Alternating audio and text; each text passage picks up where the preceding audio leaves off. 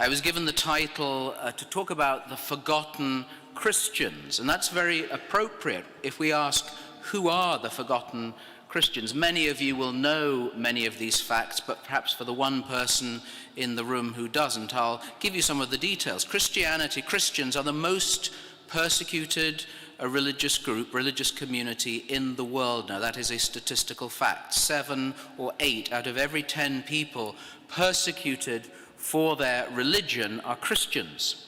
Pope Francis has said that this is the worst persecution of Christians since the first 3 centuries of the church. In fact, it's much worse than the first 3 centuries of the church, of course, because there are many more Christians.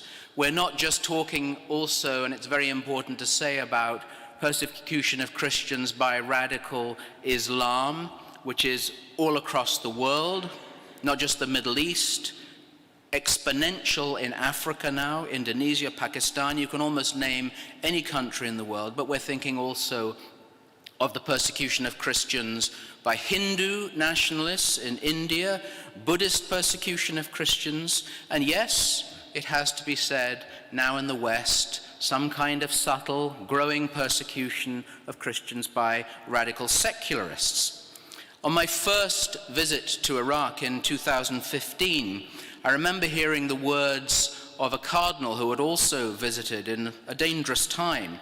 He said that when you speak of the persecution of Christians, you must speak with absolute honesty and complete transparency. And so it's very important to remember that. Speaking with honesty and transparency in love, caritas in veritate, speaking the truth in love because the truth will set us free. Persecution of Christians is growing, not diminishing, despite the fact that it is virtually never covered by the media. That's another story. As I said, in Africa, there's an exponential growth of persecution, an expansion of ISIS affiliates, Al-Qaeda. Last year, in Nigeria alone, one African country, in Nigeria alone, more than 3,000 Christians were murdered, were martyred, because they were Christians. Men, women, and children burnt to death in their villages, their churches burnt down. How many protests were there in European cities about this terrible slaughter of African Christians? Black lives matter, we're told, and they do, but obviously not black African Christian lives. It's very important. We've forgotten, of course, and Europe is an Orthodox country, Orthodox Christians, with a small o, I mean. They are being persecuted in Europe.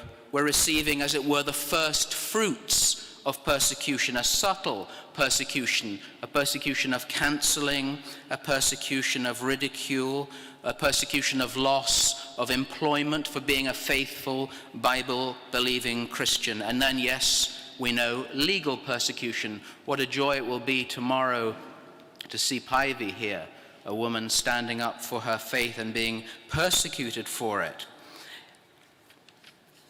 I once said, when I was in Iraq, to one of the priests early on, I said, well, yes, Father, we're being persecuted as well in Europe.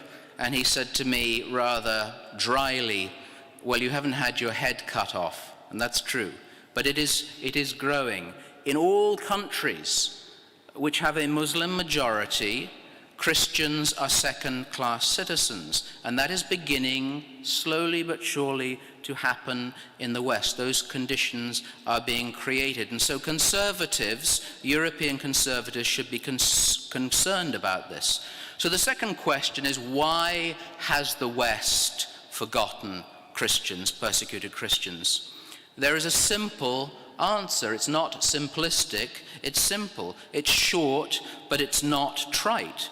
It's because we have forgotten our roots. We have forgotten our roots. We've not just forgotten our roots have been deliberately distorted, they've been denied, they've been pulled up. Who can forget the debates when the European Constitution was being written, the debates about the place of Christianity, or rather the removal of the place of Christianity in the European Constitution, and the agonized pleas of Pope John Paul II, Saint John Paul II, for an acknowledgement of the Judeo-Christian roots of European civilization. But no, they were airbrushed out. A preacher far greater than me once told a story of two houses, one built on sand and one built on rock. And when the wind blew and the rain and the storms came, the house built on sand fell, and the gospel says it was completely destroyed because it had no foundation.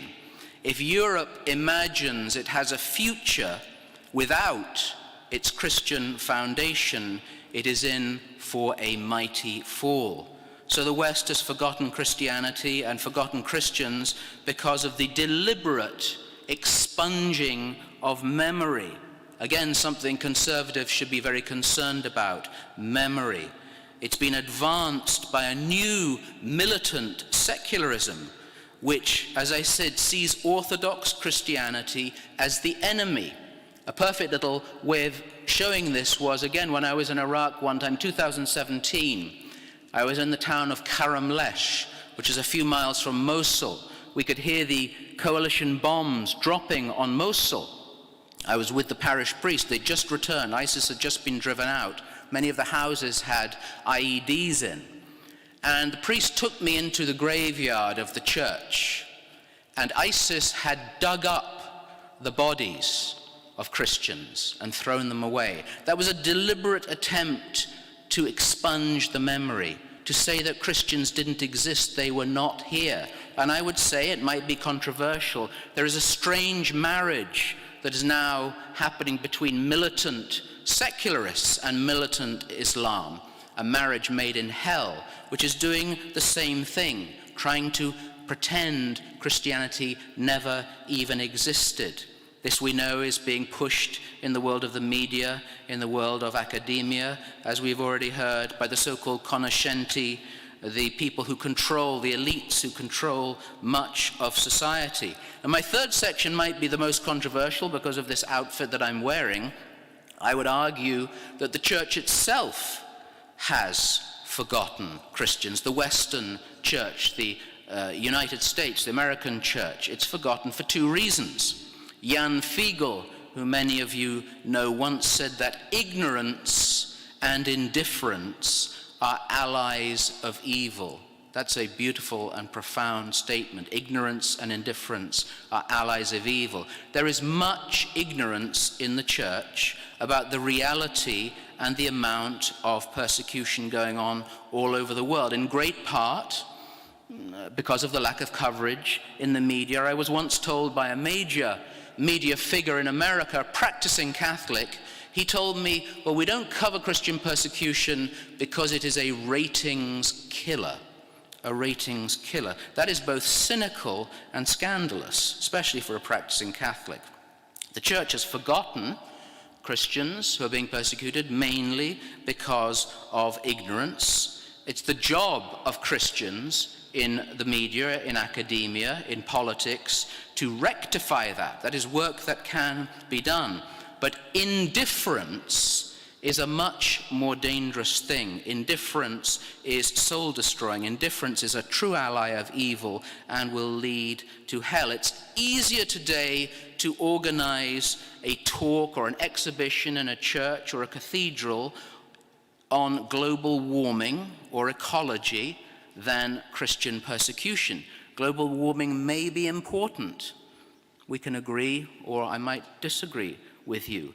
But as a friend of mine once said, when you're about to have your head cut off, you're not really worried about air conditioning. It's sad to tell you, very sad to tell you. I've been told multiple times on visits to Iraq and Syria by bishops, by priests, that deep down they believe the Western church doesn't really care about them. That is very, very sad. In biblical language, in fact, that's a scandal. In the true biblical sense of the word, a scandalion, a stumbling block for the faith, to not care. Indifference on the part of professed Christians to the suffering of their brethren who are being persecuted will not be forgotten. It will not be forgotten. And so what can we do? How can we remember the forgotten Christians, especially as conservatives? This is very practical. First, of course, it's philosophical and historical. We don't deny or obliterate or falsify our heritage. As Minister Varga said this morning, what was true for our ancestors is true for us. That's also partly what Chesterton meant when he talked about the democracy of the dead. It should be the work of governments who at least claim some connection with Christianity or are founded on the Judeo-Christian ethic to support religious freedom, and particularly, obviously, those persecuted for their faith. But Christians should have a particular concern, obviously, for their fellow believers. St. Paul wrote, "Let us do good to all men, but first to the members of the household of the faith." We help all, but if we're Christians, we first help the members of the household of the faith. I would highlight in my last few words the work of Hungary. Most of you know, of course, what Hungary's been doing for persecuted Christians, but perhaps not everyone. I always say to my Hungarian friends, you have very bad PR. They have very bad PR, period, as the Americans say, full stop. But they have very bad PR for the work that they're doing. Hungary is still the only government in the world that has a specific government ministry for persecuted Christians. It's not a ministry for diversity. It's not a ministry for inclusivity. It is the State Secretariat for Persecuted Christians, started by Mr. Orban, peace be upon him, in 2016, because he saw the suffering of Christians and decided to do something about it. God bless Hungary for doing that.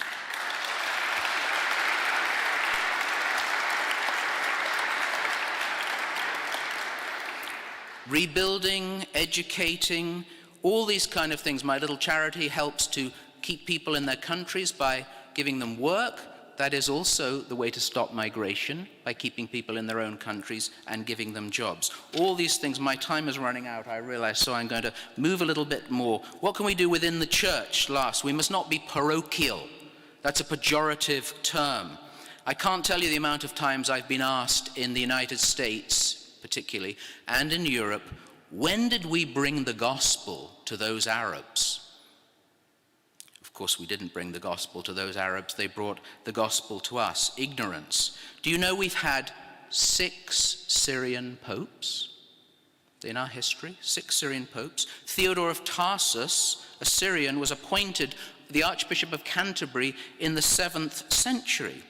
The Archbishop of Westminster in London is due to retire soon. Wouldn't it be rather amazing if a Syrian or a Chaldean Iraqi was appointed the next Archbishop of Westminster? I suspect he might have slightly different priorities than global warming.